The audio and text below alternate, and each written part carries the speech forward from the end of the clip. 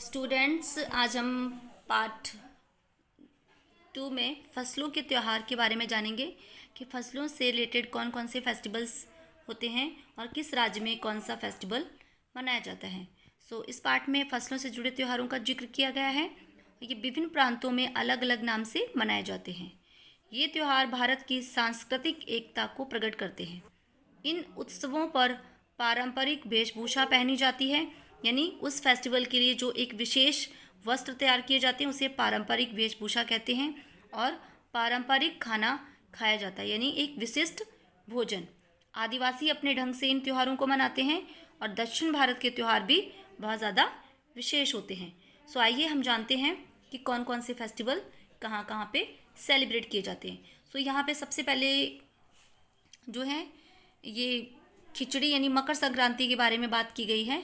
तो इस फेस्टिवल के बारे में एक लड़की जो बता रही है कि इस फेस्टिवल में सबसे पहले क्या क्या तैयारियां होती हैं और कैसा माहौल होता है घर में।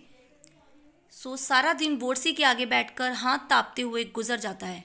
तो बता, वोरसी होती है अंगीठी जिसमें आग जलाते हैं। कहाँ तो खिचड़ी के समय धूप में गर्माहट की शुरुआत होनी चाहिए और यहाँ हम सूरज के इंतज़ार में आस लगाए बैठे हैं।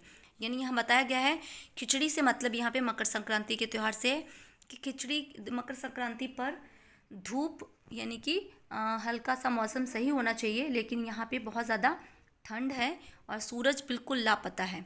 बाहर देखने से तो समय का अंदाज़ा बिल्कुल नहीं हो रहा, लेकिन घर में हो रही चहल पहल से पता चल रहा है कि आज कोई त्यौहार है। यानी कभी कभी कानों में चापाकल के चलने की, चापाकल यहाँ पे हैंड पंप होता है, हैंड पंप, और कहीं कहीं किसी की आवाज़ लगाने की, हाँक लगाने की आवाज़ आ रही है।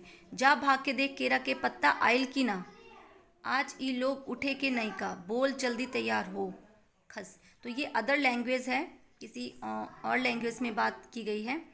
अब तो उठने में ही भलाई है। यानी यहाँ पे एक लड़की जो है वो बता रही है अपने घर का माहौल कि कैसा माहौल है त्योहार पर। नहा धोकर हम सभी एक कमरे में इकट्ठा हुए। दादा और चाचा ने क्या सफ़ेद चकाचक मार लगी धोती और कुर्ता पहना हुआ है। खिचड़ी में ऐसन ठाण हम पहले कबू न देख कि सारा देह कनकनात देता। पापा ने कहा शायद आज धोती में उन्हें ठंड कुछ ज़्यादा ही लग रही है। यानी उन्होंने कहा कि खिचड़ी ये मकर संक्रांति में ऐसी ठंड पहले कभी नहीं हुई। ठीक है, और ऐसी ठंड है कि पूरा देह पूरा शरीर जो है वो कांप रहा है। और पापा जो हैं वो धोती में भी उन्हें आज बहुत ठंड लग रही है। और दादी जो हैं वो सफ़ेद साड़ी पहने मचिया यानी चारपाई पर बैठी हैं और उनके बाल जो हैं ऐसे लग रहे हैं जैसे सफ़ेद सेमल की रुई। उनके बाल जो हैं बहुत हल्के हैं और एक भी काला बाल नज़र नहीं आ रहा है, सारे बाल उनके सफ़ेद हैं। और दादी बिल्कुल कैसी लग रही हैं, धुली धुली सी लग रही हैं। ठीक है, और उनके सामने केले के कुछ पत्ते कतार में रखे हैं जिस पर तिल, मीठा यानी गुड़, चावल आदि के छोटे छोटे ढेर पड़े हैं, ढेर जो रखे हुए हैं। तो मकर संक्रांति पर तिल और गुड़ का बहुत ज़्यादा महत्व होता है। ठीक है, और इन सबको छूकर इनको दान में दिया जाता है। तो ऐसा ही कुछ यहाँ पे भी हो रहा है। तो सबको एक एक करके इनको छूना है और प्रणाम करने को सबको कहा गया। और जब सबने ऐसा किया तो उन सभी चीज़ों को इकट्ठा करके उसे दान दे दिया गया। और ये भी कहा गया कि आज तो फरमाइशी नाश्ता बिल्कुल नहीं चलेगा, यानी जो नाश्ता हम डेली फरमाइश करके खाते हैं वो हम नहीं खाएंगे, क्योंकि आज मकर संक्रांति का फेस्टिवल है। आज जो स्पेशल डिश बनी है हमें वही खानी है। यानी स्पेशल क्या बना है, खिचड़ी और चूड़ा दही, और सभी को वही खाना है।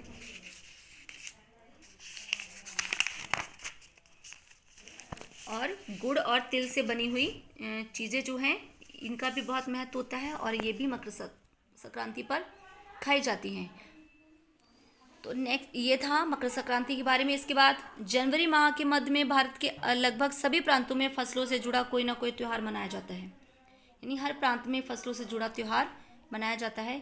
कोई फसलों के नाम, फसलों से रिलेटेड त्यौहार क्यों मनाए जाते हैं, क्योंकि जब हमारी फसल पककर तैयार हो जाती है और उसको काट कर हम घर में लाते हैं और उसकी खुशी को हम सेलिब्रेट करते हैं, तो इसलिए हम फसल से रिलेटेड त्यौहार जो है मनाते हैं। कोई फसलों के तैयार हो जाने पर खुशी बांटता है और कोई इस खुशी में, इस उम्मीद पर खुश होता है कि अब तो पाला कम हो गया है और हमारे खेत में जो फसल खड़ी है वो अब जल्दी से बढ़कर तैयार होगी। और इसलिए सभी लोग इससे रिलेटेड जो है फेस्टिवल मनाते हैं। और सभी प्रांतों और इलाकों में फसलों से रिलेटेड त्यौहार को मनाने का अपना अपना ढंग और अपना अपना रंग होता है। इस दिन सब लोग अच्छी पैदावार की उम्मीद और फसलों के घर आने में खुशी का इजहार करते हैं। सो उत्तर प्रदेश, बिहार, मध्य प्रदेश मकर संक्रांति या तिल संक्रांत, असम में बिहू, केरल में ओणम, तमिलनाडु में पोंगल, पंजाब में लोहड़ी, झारखंड में सरहुल, गुजरात में पतंग का पर्व सभी खेती और फसलों से जुड़े त्यौहार हैं। यानी ये सभी कौन से त्यौहार हैं? फसलों से जुड़े त्यौहार। इन्हें जनवरी से मध्य अप्रैल तक अलग अलग समय मनाया जाता है।